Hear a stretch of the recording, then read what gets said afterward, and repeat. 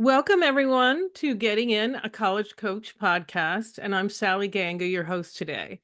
We're covering some very timely issues today for you seniors, and actually for anybody who might be thinking about taking student loans, or I guess actually already has them. I think that's really the big thing. So listen in for all that. And by the way, for those of you who are seniors, if you haven't started working on your applications yet, please do so. And we'll be covering some important information in today's show. The more you do now, the less you'll have to do once school starts in the fall. So, in our second segment, I'll be talking with a brand new colleague here at College Coach, Kimberly Ortiz, formerly of Harvey Mudd and Caltech.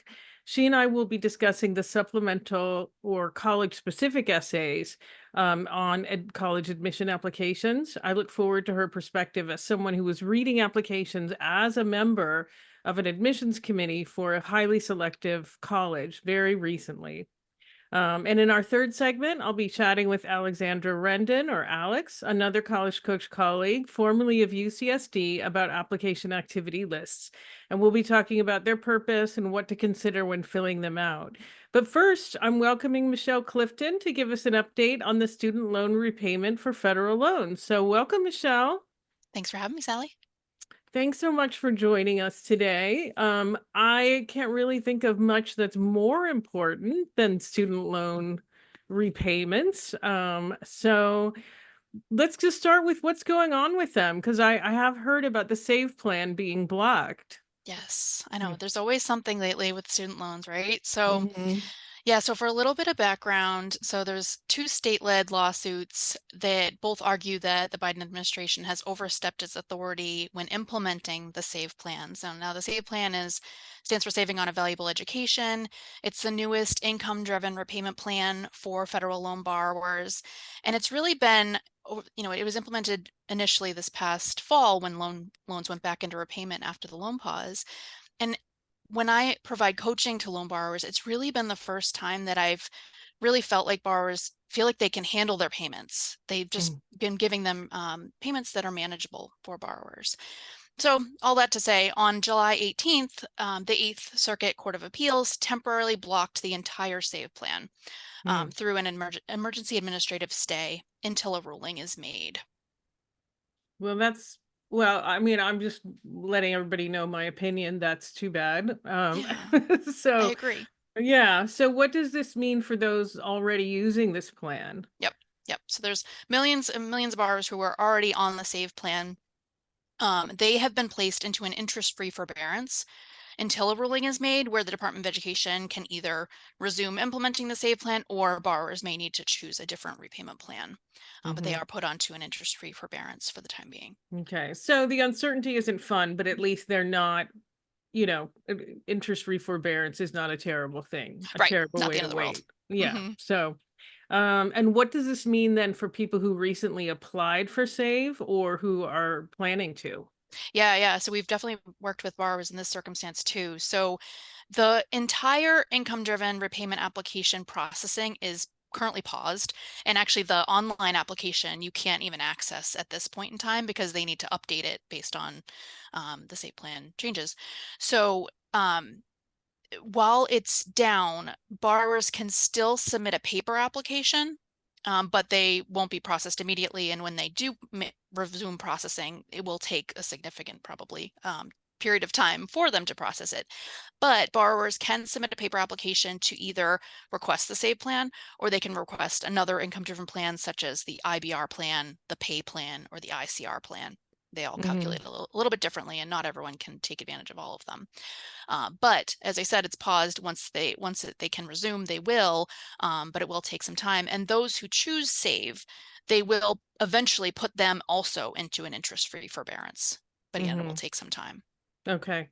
So we don't have time to discuss all those other plans Right. today, but where can people find out? Where can people look up those other Oh alternatives? yeah, studentaid.gov slash IDR is a great place to see the details of the different plans. Okay, yeah. So definitely go there. And I think I've talked colleagues of yours have always emphasized with me, go to the right website because there's a lot of sort of people out there trying Yes. to cash in. Yes. So Studentaid.gov is the site. studentaid.gov. It should end with gov. Yes. .gov is what we're looking for. Absolutely. Okay. Absolutely. All right. All right. Okay, so does this time in forbearance count towards loan forgiveness in the same way that the COVID or pandemic forbearance did? Yeah, so this is the kind of the biggest bummer of all this. It doesn't. So the Mhm. Department of Education has confirmed that this time will not count towards either public service loan forgiveness or income-driven repayment forgiveness in the way that the prior administrative forbearance did. Okay. All right. So is there any way to count this time, like maybe through a different repayment plan? Yeah, so I'll break it down to two different situations where like public service loan forgiveness people versus income-driven repayment forgiveness. So for those that work for not-for-profit organizations or government organizations who are working towards public service loan forgiveness, which is a 10-year time frame until they can get forgiveness, they actually have the option, it's kind of a newer option, where they can request a buyback of time where they were working for a qualifying employer, but were either in a forbearance, such as this one, or certain deferments, not including in school deferments, but some deferments can count. So this process can't happen until they've met the 120 months. So if Mhm. someone's like just starting working for a not-for-profit, this is not something they should deal with right now. But down the road, once they're at the time where they would have been able to apply for forgiveness, they can submit a request through the student aid website to buy back the time that they took this forbearance. And the Department of Ed will calculate what their payments should have been under whatever plan they deem eligible at that time. Mhm. And they will give 90 days for a borrower to go back and submit payment for those months so they can get that time counted and then apply for forgiveness for the Mhm. rebate for the, at that point in time. Right, So right. that's a process that folks can kind of keep in the back of their mind, especially if they're not close to forgiveness. So it's probably for PSLF borrowers, it probably is best to just sit tight, take advantage of this time of interest-free forbearance, but set aside those monthly payments that you were already making into maybe a separate savings account. That way, once you have to do this buy, or once you choose to do this buyback option, you have the money ready to go to Mhm. make those payments. Yeah, And then yeah. for those separately, for those that work in the for-profit world who are working towards maybe income-driven repayment forgiveness, there is no buyback option for that. So that's a period of 20 or 25 years of making payments under an income-driven plan. So if they take advantage of this time of forbearance, it will delay, when they can get their loans forgiven. But for some, it may be best to just kind of wait and see for the time being, see what happens with Save. Others may want to switch to the pay plan or the IBR plan to continue making progress if they, really want to get going and see an end in sight for their loan repayment. But they should know that their payments will be a bit higher under those plans than they were under Save. And I have a couple borrowers that I've been working with this past week they're going to take advantage of the forbearance for now, but then kind of wait and see how long this goes on for. And they're going to set aside monthly payments in a savings account so that they can, and then reassess in a few months whether or not they want to go back into repayment yet or not. Mhm. Mhm. Okay. All right. Um, do you think that repayment strategies should differ for someone who is close to forgiveness via PSLF versus someone who is years away? Like, how is that going to make a difference? Yeah, I mean, either way, a PSLF borrower can take advantage of the buyback process. So taking advantage of this forbearance won't hurt in either circumstance because they can, once this is all cleared up and whether or not Save remains a plan or they have to choose a different one, they can request the buyback at that time. But if someone is like, a month away from their 120th month in repayment and they want their loans to be forgiven, they absolutely can go ahead and submit they have to do the paper IDR Mhm. application to request they wouldn't want to choose Save in that circumstance. They'd want to pick, pay or IBR most likely. And they can make that, once that does get processed, which will take time, like I mentioned, they can go back into repayment, make that payment or however many they have left, and then submit their PSLF form one last time to get the Mhm. forgiveness. So lots of paperwork, but hopefully worth it in the end, it sounds like. Right. Yeah. Depending on the circumstance. Yeah, yeah, exactly. So how long is the forbearance gonna last? I mean, I Yes. I do wish do I they knew. know? I was gonna say, like, how do you know I that know. given that Where's the my Biden crystal ball? administration themselves don't know, right? Yeah. Like, Yeah. I mean, the so Department of Ed has said that borrowers will remain in the forbearance until the legal situation changes. So Mhm. that could be many months. we Yeah, don't know. yeah, who knows? We're Who anxious. knows? Yeah.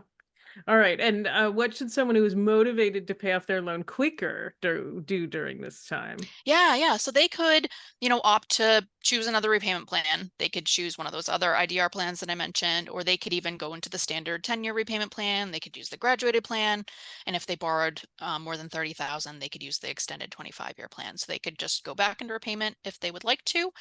Or maybe they could even consider taking advantage of the interest-free forbearance, but opt to make optional payments. So the Department of Ed in their announcement had said that they will apply any optional payments towards future payments once repayment resumes. But I did confirm with servicers that if a borrower requests to have an optional payment applied to principal, that they will do that. Of course, if there's any unpaid interest, they have to apply it to that first, but then they will Mhm, apply it to principal after that. So that strategy could help someone save some interest over the life of the loan as well. mhm. And But that's very significant. Interest rates aren't low, right? yes, right. So, Yeah. yeah, They've yeah, crept up and up over the past few years for sure. yeah, definitely. Where should borrowers go for updates? Yeah. So studentaid.gov slash Mhm, save is the page for everything save related. Now, most of it is, the information about the save plan. So a lot of it is, up in the air. But if you click on, there's a link at the top of the page that takes you to a separate save page. It's called Save Court Actions. That's where the Department of Education has added some FAQs about all this. That's where you can access the paper IDR application, and they will be providing updates there. So I would definitely recommend taking a look at that frequently, as they change things all the time. And then mhm, also look out for servicer communications. mhm. Okay. And is there anything new regarding student loan debt relief? Like any Yeah, so I was just hearing that the Department of Ed actually has started to send out some emails. Just we just heard as early as today. So they're aiming to provide debt relief this fall to borrowers in 4 different categories. So we don't have time to go through all. This could Mhm, probably be its own segment, but it's basically borrowers who owe more than they did when they started repayment, borrowers who first entered repayment many years ago, which is like before 2005 for undergraduate borrowers or before 2000 for grad borrowers, and then borrowers who otherwise would be eligible for loan forgiveness but haven't applied, and then the fourth being borrowers who enrolled in low financial value programs. So they sent out a notification letting borrowers know that they're planning to do this fall. But there's an important action step for anyone who knows they don't want to take advantage of any debt relief.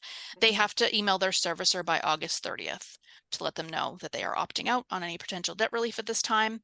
But otherwise, they will move forward and notify borrowers who are eligible this fall, mhm. provided that this doesn't have its own legal challenges, which it could. Yeah. I'm just kind of trying to think of who would actually say, "No, I don't want debt relief." I But know. I mean, like, I guess there might be someone. Maybe you're one payment away. You just figure, why the heck not? I'll just, finish it off. And so where can borrowers find more details? Is this Yes, studentaid.gov again? absolutely. Yep. Okay. Studentaid.gov slash debt relief is a Okay. whole page dedicated to this process. It has all the details about who's eligible and what circumstances and all that. So I would definitely take a look at that site. Okay. All right. Great. Well, thank you so much, Michelle. That's such helpful information. Well, thank you. Okay. All right. So we are all set for now. But after the break, I will be welcoming Kimberly Ortiz. So please stay with us.